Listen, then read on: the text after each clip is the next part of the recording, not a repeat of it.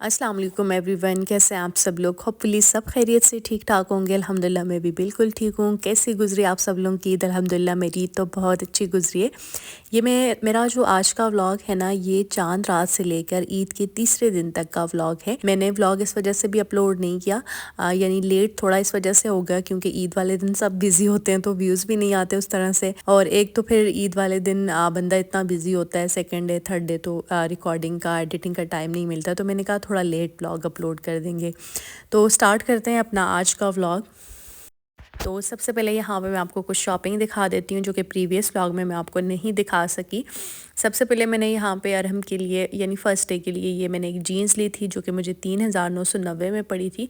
बहुत बहुत ज़बरदस्त इसकी क्वालिटी थी, थोड़ी एक्सपेंसिव थी लेकिन क्वालिटी बहुत अच्छी थी। इस जीन के साथ मैचिंग में मैंने ये वाली शर्ट परचेज़ की थी और ये शर्ट मुझे पड़ी थी 2190 में, लेकिन इसका कलर भी बहुत अच्छा था और इसका स्टफ़ भी बहुत बहुत ज़बरदस्त था। ये मैंने हैंग करके दिखाई है ताकि आपको क्लियर हो सकें।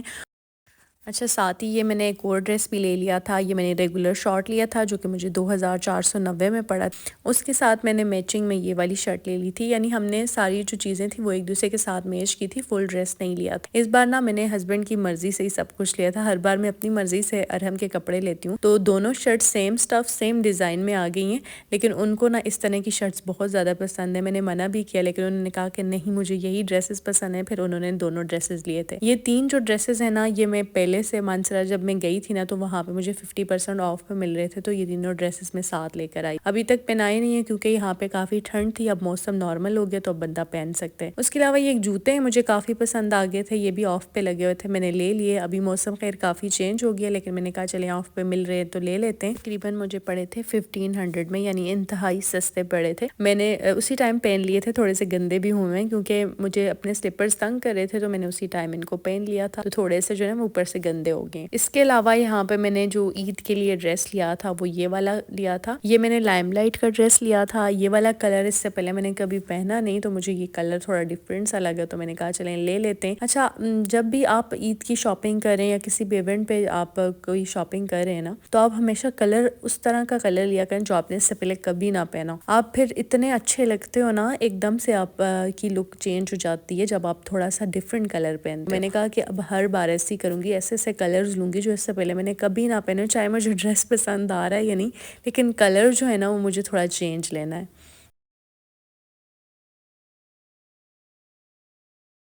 और अगर इस ड्रेस की प्राइस की बात की जाए तो ये मुझे 8000 में पड़ा था।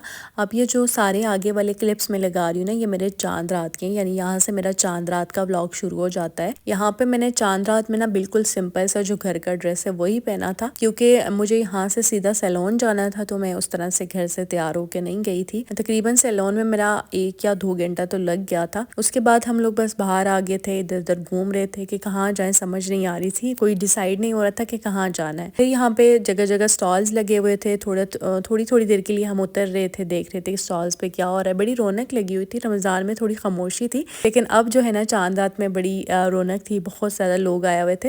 इस्लामाबाद में तो इतनी रौनक नहीं होती, लेकिन पिंडी साइड जब आप चले जाते हो ना तो वहाँ तो रमज़ान में भी रौनक लगी होती है और फिर चांद रात उनकी कुछ ज़्यादा ही स्पेशल होती है, यानी हर इवेंट को वो बहुत इंजॉय करते हैं। इस्लामाबाद में भी होता है लेकिन इतना मीन्स के जो मेन इस्लामाबाद है ना उसके अंदर इतने लोग नहीं होते हैं जितने कि पिंडी साइड पे आपको मिलते हैं।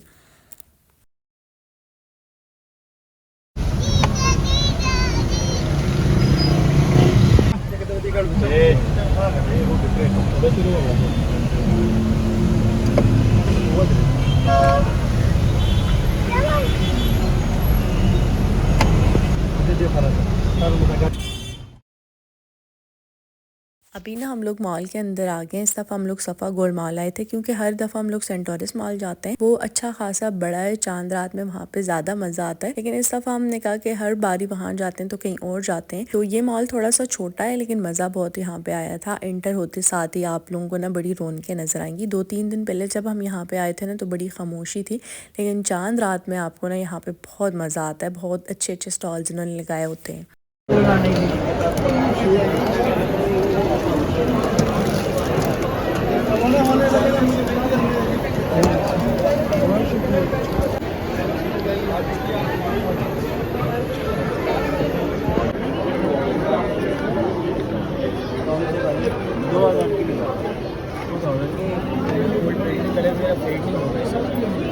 इस बार ना इनके पास खुस्से और ज्वेलरी की इतनी ज़्यादा वैरायटी थी ना कि बंदे को समझ नहीं आई थी कि कौन सा लें और कौन सा छोड़ें, क्योंकि बहुत प्यारे थे। और इनके जो रेट्स हैं खुस्सों के ना वो 2000 से स्टार्ट हो रहे थे। लेकिन मेरी बदकिस्मती ये थी कि मैं लेट आई थी, जिसकी वजह से मुझे मेरा साइज़ नहीं मिल रहा था, क्योंकि काफ़ी ज़्यादा लोग आते हैं लेके चले जाते हैं, क्योंकि चांद रात में सबसे ज़्यादा जो लड़कियाँ होती हैं वो खुद से ही लेती हैं।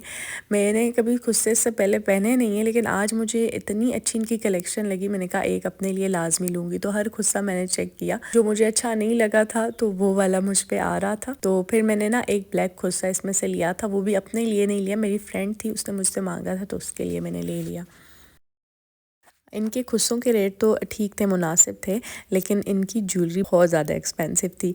इनके जो रेट्स हैं ना वो जैसे आगे ये सामने जो जितनी भी छोटी छोटी रिंग्स लगी हुई हैं ना, ये आपको 3500-3000 में पड़ रही थी। तो ज्वेलरी मैंने नहीं ली थी, मेरे पास पहले से थी, तो मैंने कहा भाई वही पहन लेते हैं, इतनी एक्सपेंसिव ज्वेलरी नहीं लेते। अच्छा, यहाँ पर फिर मैं एथनिक पे आ गई थी, और एथनिक पे ना इस बार मैं कहती हूँ भाई आप लोग लाजमी जाएँ, इतने अच्छे अच्छे डिज़ाइन, इतनी ज़्यादा इनके पास वेराइटी, और सबके रेट्स हैं इस तरह 5000 6000 में रेट्स थे, बहुत ज़्यादा नहीं थे। इतने अच्छे अच्छे प्रिंट्स हैं ना कि आप लोगों को समझ नहीं आएगी कि कौन सा प्रिंट आपको लेना है और कौन सा छोड़ना है। बहुत अच्छे प्रिंट्स थे, बल्कि इसमें से मुझे एक ड्रेस दोबारा से पसंद आ गया था। ईद का ड्रेस हालांकि मैंने ले लिया, फिर भी यहाँ से मैंने एक ड्रेस परचेज़ किया था, इंतहाई मज़े का था, और वो ड्रेस मैं आपको आगे चल के दिखाती हूँ, बहुत प्यारा है।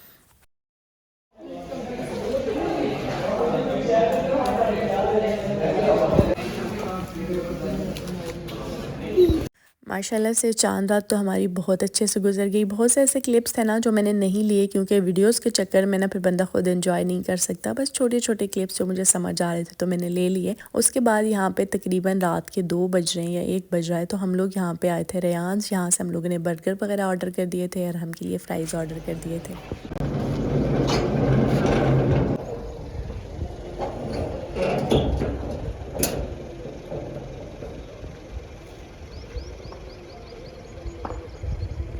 अभी यहाँ पे नेक्स्ट डे यानी ईद वाला दिन है, और ईद वाले दिन ना मैंने ये एक छोटा सा क्लिप बनाया था। हस्बैंड और उनके भाई नमाज़ के लिए जाए थे सुबह के टाइम में, वैसे आई बाहर मौसम वगैरह देख रही थी तो मैंने कहा चलें छोटा सा क्लिप ले लेते हैं। उसके बाद ईद वाले पूरे दिन मैंने एंजॉय किया, कोई वीडियोज़ नहीं बनाई, कुछ भी नहीं बनाया। मैंने कहा आज जो है ना वो मैंने सेल को हाथ नहीं लगाना है। फिर यहाँ पे ईद का जो है ना वो नेक्स्ट डे, और यहाँ पे मैं जो है वो कपड़े वगैरह निकाल रही थी हस्बैंड के अरहम के, क्योंकि हम लोग आज फ़ोटो शूट कर रहे हैं। ईद वाले दिन हमने फ़ोटो शूट नहीं किया था, तो मैंने कहा क्योंकि हम लोग बाहर जाते होते हैं ना फ़ोटो शूट करने के लिए, घर पे नहीं करते। तो फिर हम अभी तैयार हो रहे थे। ये ड्रेस आपको दिखा रही थी जो मैंने एथनिक से परचेज़ किया था। अभी मैंने आपको बताया था ना कि मैंने एथनिक से एक और ड्रेस परचेज़ किया था, वो ये वाला ड्रेस था। ये वाला प्रिंट बहुत अच्छा लगा था, प्रिंट सारे बहुत अच्छे थे, लेकिन फिर लास्ट में यही फाइनल हो गया, ये वाला प्रिंट लेते हैं। बहुत प्यारा से इसका ट्राउज़र है, लॉन्ग शर्ट है, कुर्ता टाइप बना हुआ है, और खुले से इस तरह इसके स्लीव्स हैं, और मिड में ये मुझे बड़ी अच्छी चीज़ लगी थी। ये देखें जो पख्तून लोग खुद हाथों से ये चीज़ें बनाते हैं ना, तो अब ये इन डिज़ाइनर ड्रेस के मिड में इन्होंने लगाए हुए हैं और कितने यूनिक से लग रहे हैं। वैसे हम इन चीज़ों को देखते हैं तो हमें इतनी बुरी लगती हैं, लेकिन इस ड्रेस पे देखें ये कितने अच्छे लग रहे हैं, कितना सूट कर रहे हैं उसके ऊपर। और अगर इस ड्रेस की प्राइस की बात की जाए ना, तो ये मुझे पड़ा था 5990 रुपये में, यानी एक तरह से मुझे 6000 में पड़ गया। आज छोटी छोटी की चीज़ों की प्राइस इस वजह से बता रही हूँ, बल्कि हर व्लॉग में मैं हर चीज़ की प्राइस बताती हूँ। अगर किसी चीज़ की प्राइस मुझसे स्किप भी हो जाए ना, तो आप लोग ज़रूर मुझे कमेंट करते हैं कि आप ही प्राइस बता दिया करें। तो इसी वजह से मैं हर चीज़ की प्राइस बताती हूँ, कि ताकि आप लोगों को बार बार मुझसे पूछने की ज़रूरत ना पड़े। अच्छा, यहाँ पे हस्बैंड का ड्रेस भी मैंने निकाल दिया था, साथ ही ये एक मैचिंग में मुझे बैग मिल गया था, ये भी मैंने निकाल दिया था। ईद वाला ड्रेस मैं नहीं पहन रही, उसमें फ़ोटो शूट नहीं करी, बल्कि ये वाला ड्रेस मुझे उससे ज़्यादा अच्छा लग रहा था, तो मैंने कहा इसी में फ़ोटो शूट करते हैं। अभी बस हम लोग तैयार होकर चले गए थे। अरहम की इतनी प्यारी ग्लासेस मैंने ली हुई थी ना, तो उसने तोड़ दी थी, तो अभी रास्ते में ही मैंने हस्बैंड से कहा कि इसकी सन ग्लासेस ले लें, क्योंकि सन ग्लासेस में इसका फ़ोटो शूट बहुत अच्छा आता है। तो उन्होंने यहाँ से इसके लिए सन ग्लासेस ले ली थी, लेकिन ये बार बार मुझे फोर्स कर रहा था कि आप भी उतरो ताकि मैं आपको भी दिलाऊं, क्योंकि जब भी हम बाहर जाते हैं ना, तो ये हमारा बड़ा बना होता है। इसको लगता है कि मैं जो है ना अपने पेरेंट्स को बाहर लेकर आया हूँ, तो ये हम सबको यही कहेगा कि आ जाए, मैं आपको ये दिलाता हूँ, ये दिलाता हूँ, और बिल्कुल आगे भाग रहा होता है, बड़ा बना होता है। हम लोग ना हर बार फ़ोटोशूट के लिए F9 पार्क जाते हैं, लेकिन जैसे ही F9 पार्क पहुँचे तो वहाँ इस कदर रश था, क्योंकि ईद वाले दिनों में बहुत ज़्यादा लोग आए होते हैं। फिर वहाँ से हम लोग वापस आ गए थे। वो देखे आंटी बाइक चला रही, तीन को बिठाया उन्होंने। और हेल मुझे भी एक स्कूटी दिला दें। फिर हम रोज ताने आपकी चक्कर लगाते रहेंगे कि आप दादा उदा के साथ हैं। لفت اوفر دي خبر كان دي خذي برا سوقيجي خرا دي موچر دنا خالي نو خدا كيف زي ترى गाड़ी रखती दिल पे दिल दिल हरक दन्ना को अरहम टाटा का ग्लासेस लगाओ ग्लासेस पहनो नॉर्मल मैं भी बताती हूँ। हस्बैंड के जो भाई हैं ना वो बहुत अच्छा फ़ोटो शूट करते हैं। अभी हम तीनों अरहम के साथ लगे हुए हैं कि ये एक जगह टिक के खड़ा हो जाए या कोई पोज दे दे ताकि हम इसकी अच्छी सी पिक्चर्स ले लें, क्योंकि ईद पे जब भी कोई हमसे पिक्चर्स मांगता है ना तो अरहम की कोई सीधी पिक्चर हमारे पास नहीं हुई है।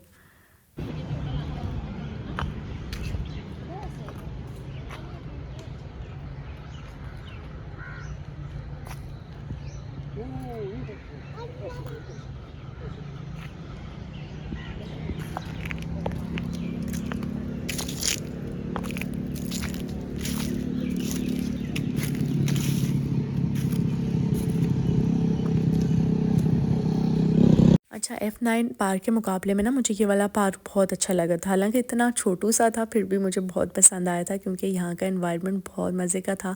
बहुत एक तरह से खामोशी थी, बहुत रिलैक्स सा एनवायरनमेंट था। बंदे का बिल्कुल दिल ही नहीं कर रहा था यहाँ से जाने का। यहाँ पे जो इस्लामाबाद के लोग हैं ना वही ज़्यादा आते हैं मेरे ख्याल से। जो इधर उधर घूमने के लिए लोग आते हैं ना उनको इस जगह का इतना कुछ ख़ास इल्म नहीं है, क्योंकि ये बिल्कुल साइड पर हट के, तो इतना उनको ख़ास पता नहीं है कि यहाँ पर भी आके फ़ोटो शूट करते हैं, यहाँ पर भी घूमते हैं। तो यहाँ पर मैंने ज़्यादा जो इस्लामाबाद के लोग हैं वही देखें, पिंडी साइड के लोग भी इतने ज़्यादा नहीं थे। फिर हम लोगों ने अपना फ़ोटो शूट कर दिया। इस बार तो हमने बड़ा अच्छा वाला फ़ोटो शूट किया है, क्योंकि मैं और हस्बैंड हमेशा अकेले आते हैं ना तो फिर फ़ोटो शूट उस तरह से कर नहीं सकते। इस बार जो है हस्बैंड के भाई भी इधर गाँव नहीं गए थे, घर पर रह गए थे। हमने कहा चलें भाई ये बहुत अच्छा हो गया कि इस बार हम ना उनसे बोलेंगे कि हमारा फ़ोटो शूट करें, और करते भी बहुत अच्छा है।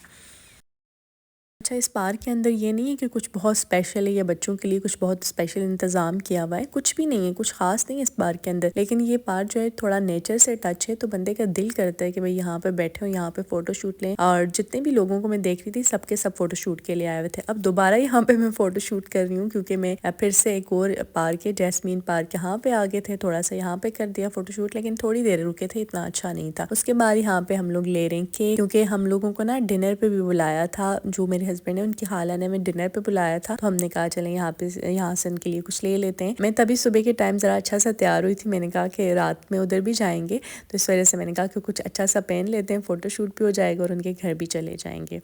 यहाँ पे उन्होंने शामी कबाब बनाए थे, तकरीबन सारा कुछ ही उन्होंने रेडी किया हुआ था। मैं ऊपर किचन में उनके पास आई, मैंने कहा अगर आपको मेरी हेल्प की ज़रूरत हो, तो उन्होंने कहा नहीं सारा कुछ तकरीबन मैंने तैयार किया हुआ है, सिर्फ शामी कबाब फ्राई करने रहते थे, साथ ही उन्होंने मीठा बना दिया था, इसके अलावा सैलेड बना दिया था। बल्कि मैंने उनको दिन के टाइम कॉल की थी कि हम लोग तब आपके घर आएंगे ना, कि आपने ज़्यादा डिशेस नहीं बनानी है, एक डिश बनानी है, अच्छी सी बनानी है ताकि हम खा सकें। अभी वो मुझे कह रही हैं कि तुमने मुझे मना भी कर दिया, और मेरा फूड शायद तुम्हें इतना पसंद भी ना आए, क्योंकि तुम खुद इतनी अच्छी कुकिंग करती हो। तो मैंने कहा नहीं नहीं बहुत अच्छा आपने बनाया, क्योंकि वो कराची की हैं, तो कराची के लोग वैसे भी खाना बड़े मज़े का बनाते हैं, बड़े स्पाइसी से खाने होते हैं उनके। तो मैंने कहा नहीं नहीं बहुत अच्छा खाना आपने बनाया।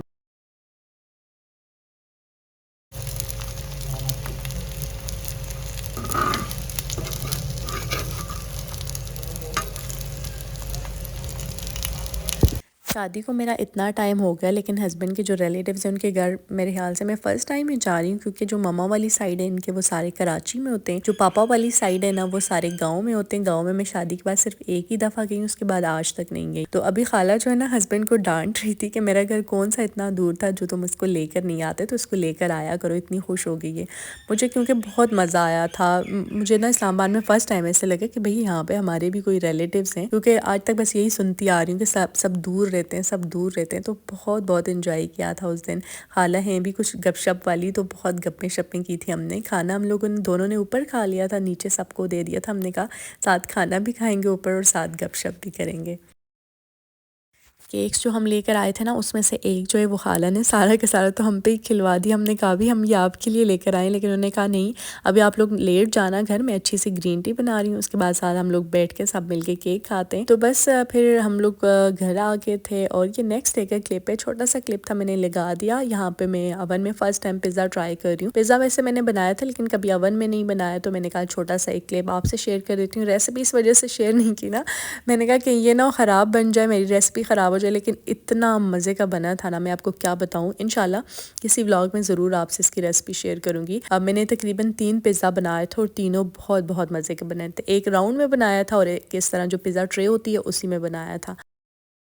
और ये मेरे पास एक छोटा सा ट्रे पड़ा हुआ था, तीसरा वाला पिज़्ज़ा मैंने इसमें बेक किया था। ये चीज़ पिज़्ज़ा मैंने बनाया था, यानी तीनों पिज़्ज़ा एक दूसरे से डिफरेंट थे। एक तिक्का पिज़्ज़ा था, एक चीज़ पिज़्ज़ा था और एक इस तरह मलाई बोटी इस तरह का कोई पिज़्ज़ा मैंने बनाया था। यानी तीनों के फ्लेवर एक दूसरे से बढ़ के थे, बहुत मज़े के बने थे। इंशाल्लाह ज़रूर आपसे रेसिपी शेयर करूँगी।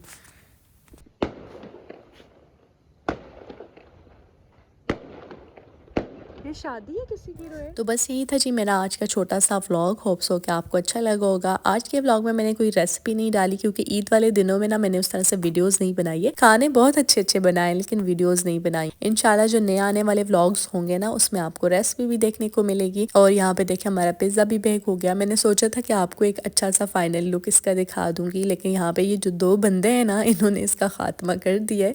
उन्होंने खाना भी स्टार्ट कर दिया है। मैंने पिक्चर्स वगैरह ली नहीं, तो बस एंड पे मैंने एक छोटा सा क्लिप लगा दिया था। बहुत अच्छा पिज़्ज़ा बेक हुआ था। ये जो तीसरा वाला चीज़ पिज़्ज़ा था ना, ये मेरे भाई ने ओवन में रखा था, पता नहीं उसका क्या टाइम सेट किया क्या नहीं किया, तो वो थोड़ा सा साइड पे से मुझे जला हुआ नज़र आ रहा है। फिर जला नहीं था, जब अपने खाया था तो साइडों से ठीक था। शायद उसने ना सॉस साइडों पे लगा दी थी जिसकी वजह से वो इस तरह सा कलर हो गया था उसका। तो इंशाल्लाह मिलते हैं जी नेक्स्ट वीडियो में नए व्लॉग के साथ। अल्लाह हाफिज़।